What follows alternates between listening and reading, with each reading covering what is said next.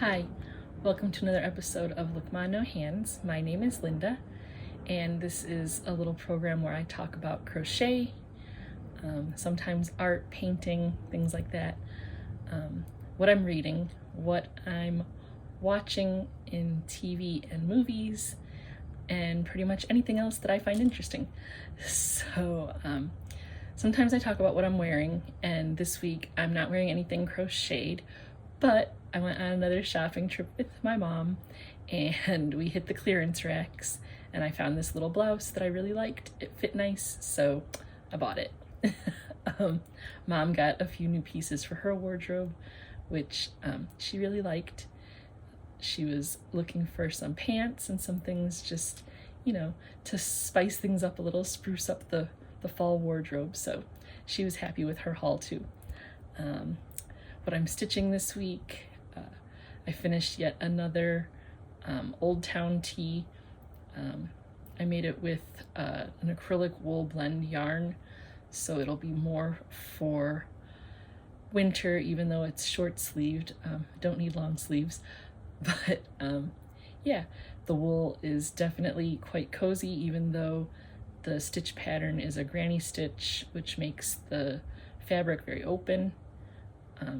I can wear it kind of over a t-shirt or something just to be a little bit cozier in the winter, but I definitely will not be wearing it anytime soon because this weekend is proving to be quite warm.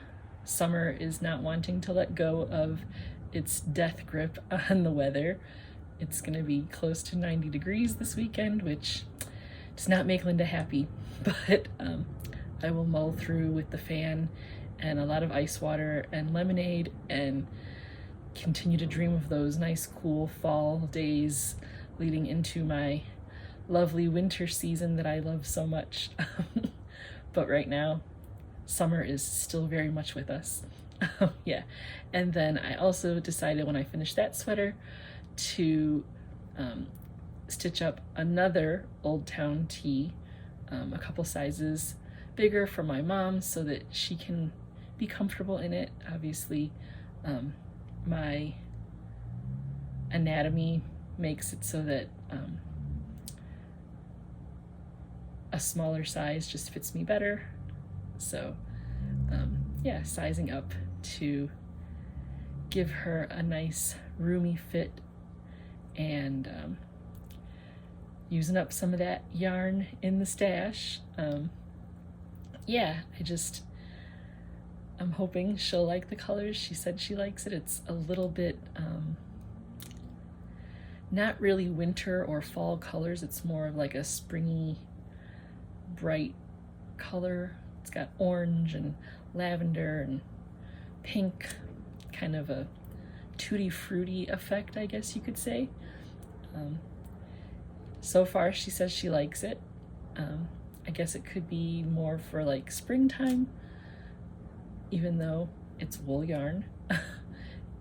We do get some reasonably cooler days in spring. Maybe she can wear it like around Valentine's Day. I don't know, we'll see. But yeah, I'm stitching that up just to, like I said, use up some of the yarn. I really like the pattern. It's so easy to follow.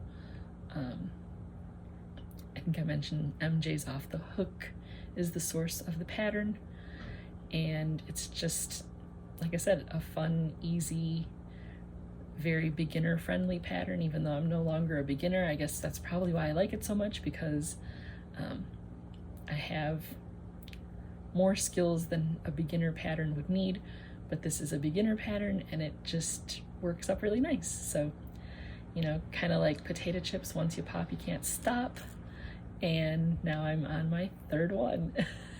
So I think that speaks volumes to the design and the pattern. If you'll make more than one, it must be pretty good. So there's that. And moving on to what I've been reading this week, I guess you could say I've been doing a healthy amount of reading / listening. As I've said in the past, I tend to lean towards audiobooks because then I can multitask. I can do some cleaning up or crochet. I can't really paint while I listen to an audiobook because painting still requires a lot more concentration for me than other hobby activities. I feel like painting is something that I'm not as well versed at as I would say I am with crochet.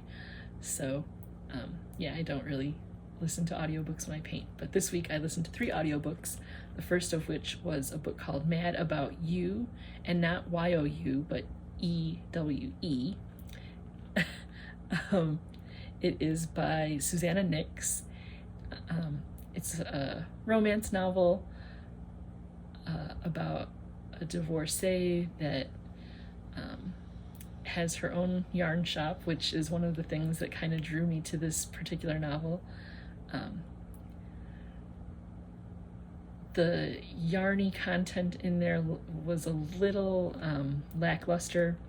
It kind of just seemed like maybe somebody wanted to have that as part of their storyline, so they did like a quick Google search of like hot terms in the yarn and crochet and knit community, and then just took those terms and infused them into their novel. That being said, it was still cute. The main character, like I said, is a divorcee and kind of like in that midlife crisis. She's got a couple of adult sons who, as most young adults, don't really pay attention to their parents too much. Her husband is off, her ex-husband I should say, is off doing his own thing, not really paying much mind to her. Obviously, they're divorced, he shouldn't have to pay much mind to her, but she experiences a personal crisis in which she needs to kind of inform her family that some things are going on that she's going to need their support with. The romance part kind of comes in when she and her best friend are planning their 30th high school reunion, and her old high school crush comes back into town. He has some kind of sad family things happening that are what brought him back to town, and he remembers her as being a girl that had a crush on him. He remembers that she was really fun and just like a nice person to hang out with. They worked at the same pizza place when they were in high school, and he vaguely remembers her, and then once he realizes who she is, like everything kind of comes flooding back to him. And yeah, that's where things kind of take off from there. They end up having to be on the planning committee together for the high school reunion, which is what kind of puts them in the same orbit and just spending time together that they hadn't really intended on spending together. And he helps her through hard times that she's going through. She's not used to having someone there to support her, so it's all very new to her, having, you know, someone outside of your own parents there when you need them. And it was a very nice, you know, easy read when it comes to that. Like, obviously romance novels always have like that ebb and flow where you see the people coming together and then there's a wrench thrown into things where you're like, oh, come on, seriously, can they just have their happy ending? But it was very enjoyable. I really liked it. I think I read it in 2 days, so that says a lot about the book if you can finish it in, you know, 2 sittings. Yeah, it was fun. I liked it. And then the second book I read was kind of like a treasure hunt, mystery, witchcraft type of story called The Amalfi Curse by Sarah Penner. I really liked this book. The kind of adventure part of the young woman that was kind of following up on her father's mission of a particular shipwreck that he found what he believed to be like gemstones and like valuable treasure that before he was able to return to the wreck site, he died. And so his daughter then, having all of his data and information, kind of takes up the cross to finish his mission to find the shipwreck and retrieve what they believe to be valuable treasure. In the meantime, her father's best friend and former partner kind of swoops in on her mission. He believes that she knows more about the last mission than she lets on, and there must be some reason why she's not telling him everything. So he tries to undermine her and kind of steal the mission from her. A lot of things happen that kind of steer him away from the mission and protect what is believed to be very valuable treasure in this particular wreck. There's a history of witchcraft and witches related to this particular region of Italy, and that part of the story is very interesting, very intriguing. Yeah, it was just a really great story. There's a little bit of like back and forth between time periods of like the 1860s, I believe, and modern time, and I really kind of liked that aspect of it. It kind of made me think of the TV series on Hallmark called The Way Home, which I really like. So this was a little bit of that, not so much time travel, but just the kind of reflecting back to that other time period that the kind of mystery part of the story takes place in, and the relation to the shipwreck that Dawn, the main character, is trying to discover. So getting kind of like a flashback insight into that whole story was a lot of fun. There was a little bit of romance and intrigue there as well. So yeah, it was just a very enjoyable story. I liked this book, The Amalfi Curse. And if treasure hunting and mysteries and things like that are something that you enjoy reading, I definitely would say this is a good one. It was fairly well written. The romance in it is, pretty mild, very almost like a Hallmark type of movie that you could envision if you're into Hallmark movies, or if you're into, the slightly more wholesome kind of romance. This is definitely kind of in that realm. And then the final book that I read this week is called Shimmer by Alyson Noel, and this is actually juvenile fiction. It's the second in a series of books, the first of which is called Radiance, and I read that one, probably 5 or 6 years ago. Radiance is a book that starts out the whole series with the main character, whose name escapes me at the moment. She dies in a car crash, and then the entire story of Radiance is like how she kind of resolves the idea of being dead and accepts her place in the afterlife. The afterlife in this particular series is known as the here and now, and so she's got a lot of responsibilities as a resident of the here and now, and she has to learn how to exist. I won't say live because she's dead. How to exist in the here and now and execute her responsibilities. So now in the second installment, Shimmer, she's kind of leveled up in the here and now and is no longer considered like a novice citizen of the here and now. And she has a mentor whose name is Brody, I believe. And she has to continue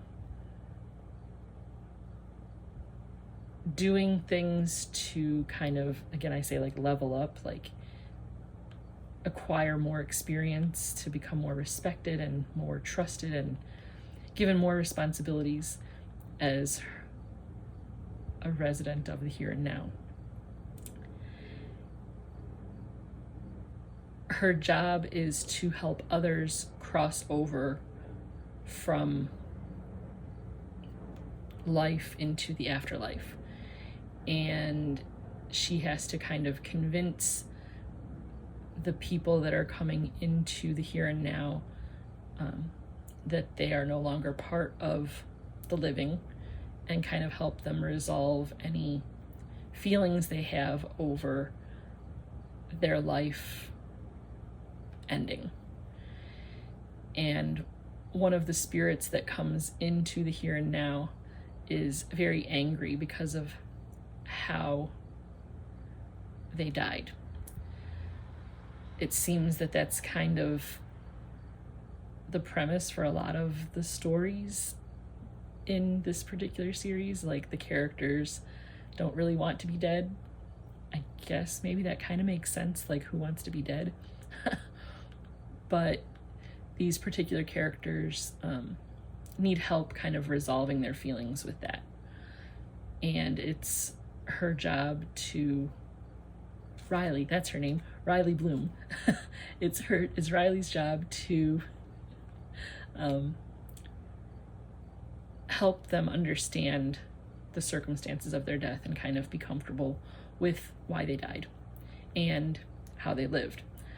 So she's trying to help this one character understand her own death and be okay with it. Brody is trying to tell her that, like, you can't be forceful with how you get people to resolve their feelings. You have to just kind of like be there to guide them. And Riley's way of doing things is more like powering through and just like going full force. She's 12 years old and she just wants everything to happen like instantly right now, make everything better and move on to the next. And Brody is a few years older than her, trying to explain to her like, that's not how this works. You have to kind of finesse things a little more. And she's like, well, my way worked last time, so what's the big deal? And he's like, but I'm your mentor and you have to listen to me, because if you don't, then we're both gonna be in trouble.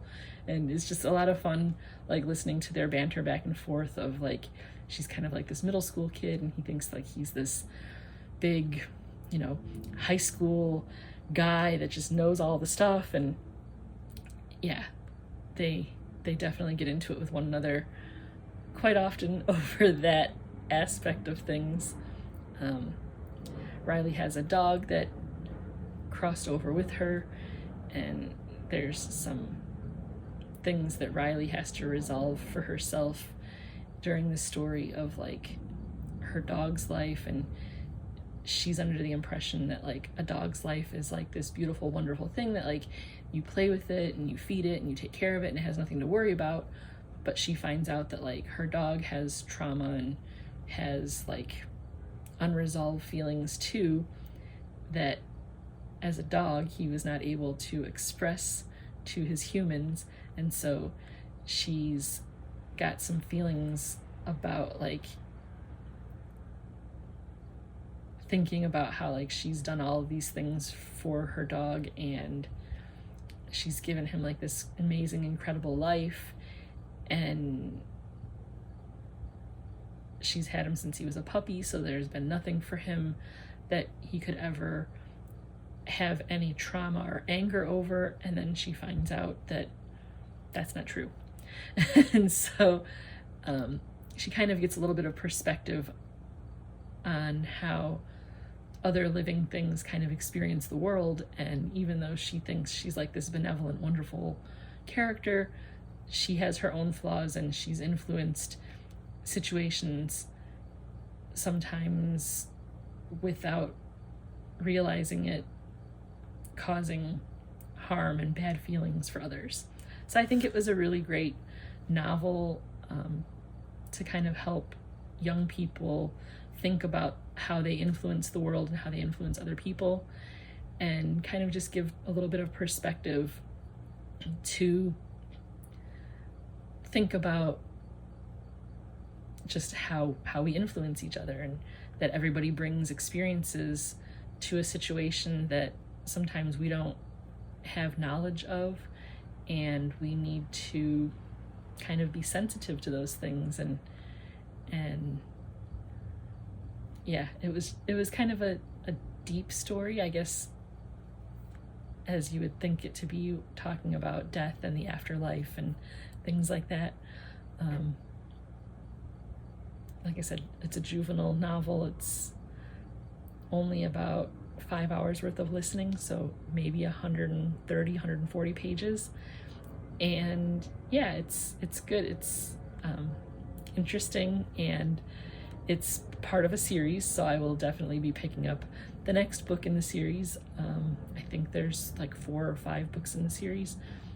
I really do like the writing style.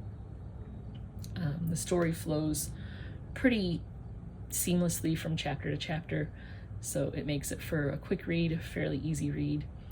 And again, if you're into just kind of reading something that's a little bit easier to get through and not too heavy, then I would definitely recommend this, just because, like I said, it's a kid's novel. It reads quickly. The vocabulary is not like super heavy.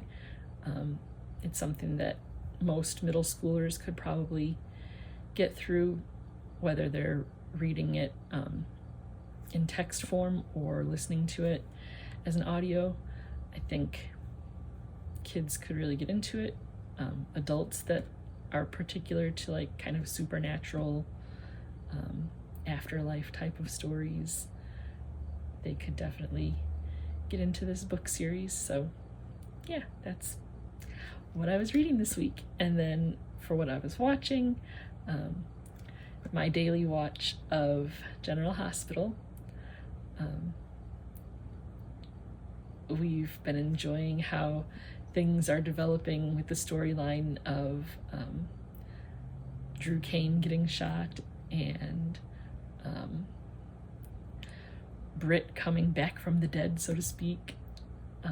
I'm really interested to see how she explains her absence to her closest family, as in her mother and her cousin. Yeah, that got a little intense at the end of Friday's episode. So it was fun to watch that. And when I was remembering back to who the character is and kind of relating that to Tim so that he can get caught up on who's who and what's what, he laughed at the nickname that was given to her that I brought up to him. And then when other people in the storyline started referring to her in that way, he was like, oh my gosh, I didn't realize that was actually like part of the story. Like, I thought you made that up. I'm like, no, I'm good, but I'm not that good. He really liked that storyline coming in. He has a particular character on there that he's rather fond of, who's kind of in his age group, that he does not like when she's partnered romantically to other characters. So he's having a hard time right now because his favorite girl on General Hospital, the character of Jocelyn, is off doing her own little romantic rendezvous with Vaughn. He's not thrilled about that. So I get to laugh at him about his reaction to all of that. The Michael Willow story is intriguing. I'm still kind of trying to figure out what's going to happen there. Yeah, so we're just really enjoying our time together, as we always do. We've continued watching Who's the Boss on Hulu. We're coming pretty close to the end of the series, and Tim really enjoys watching that. It's a nice little lighthearted thing to watch. It's coming close to the end of the great food truck race this season that we're watching. It's come down to the last 2 or 3 teams, and we're pretty happy with the teams that are left, so we're excited to see like the grand finale, who the big winner of the competition is. So that's been a fun watch this season for us. And then on Prime Video, by my lonesome, I've been watching The Summer I Turned Pretty. I'm about halfway through the 2nd season. Very much enjoying it, and trying really hard to get caught up because I don't want to come across any spoilers. I've been avoiding anything in relation to that, so hopefully I can continue to avoid any spoilers for The Summer I Turned Pretty, because like I said, I'm only halfway through the 2nd season, and I know there's at least one more season after that. So yeah. The movie that we watched this week on Prime Video was Biodome. It's a movie that I always loved from its original release. It's a really dumb Pauly Shore movie. I love Pauly Shore. Hot take, I know. Not necessarily the most talented or popular actor in Hollywood, but one of my personal favorites. He's, I mean, kind of one of those characters, one of those actors that like you either love him or you hate him. I think I love him. The things like the comedy that he does, the commentary on various topics that he kind of has, bring a perspective similar to my perspective on things. So yeah, Biodome was definitely like a total goofy, like off the wall, crazy movie, but I liked the whole concept of like how he addressed global warming, I guess you could say, in like a humorous way, and just talked about like how we as people need to kind of reflect on how we interact with the natural world, and be more mindful of how we use natural resources and how we take care of our planet so that we can continue to live here. And yeah, I don't know, like I said, it was a very silly movie to address such like a deep topic, but it was a lot of fun, and Tim loved all of the Pauly Shore antics, and yeah, it was great. We enjoyed it, as goofy and ridiculous as it is.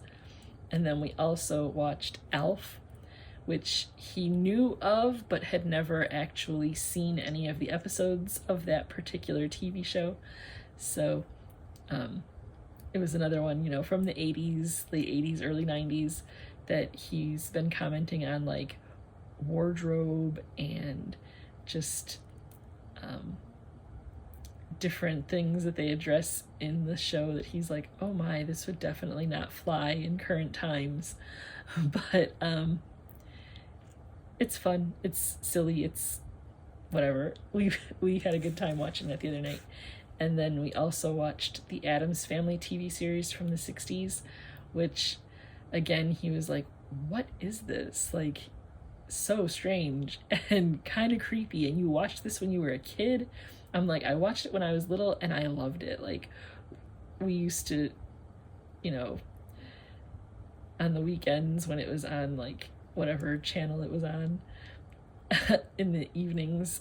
Like I said, I'm pretty sure it was usually on the weekends. Just sit and watch it and think of like how incredibly ridiculous everything was. A lot of slapstick in there, and just like really silly things that it was, I guess you could almost say kind of like commentary of the times, like with the one episode that we watched where Morticia and Gomez were going to try and get the school board to ban fairy tales from schools because of the violence against dragons. And yeah, just the idea of like banning books because of, you know, something that counters your particular culture was very interesting. And he thought that was like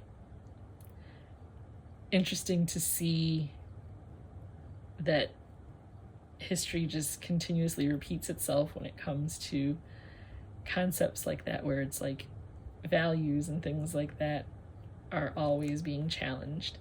So it's odd to think that like that particular kind of concept was addressed in such a silly sitcom TV show, and maybe we were getting just a little too deep into it, but that was how we interpreted it, and I'm sure that's how it was intended to be interpreted. But yeah, that's how our minds think when we're watching mindless TV. Like, we turn it into like probably way more than it needs to be, but that's how we are, just nerds like that. Not really much going on in my life this week. Don't really think there's anything too exciting going on in the coming week.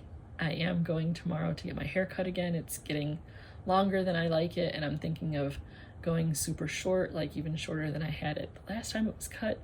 So in my next video, I will be sporting a new do. Hopefully, I can fuss with it and make it look the way I'm hoping to get it to look. It's not horrible right now, but I don't know. I like fussing with it and changing it up and doing different things with it. So haircut tomorrow, and it'll be looking new and fresh for my next video. And yeah, that's pretty much my week this week. And if this is your first time here, hopefully I'm not boring you to death. If you like what you're seeing, go ahead and give the video a thumbs up.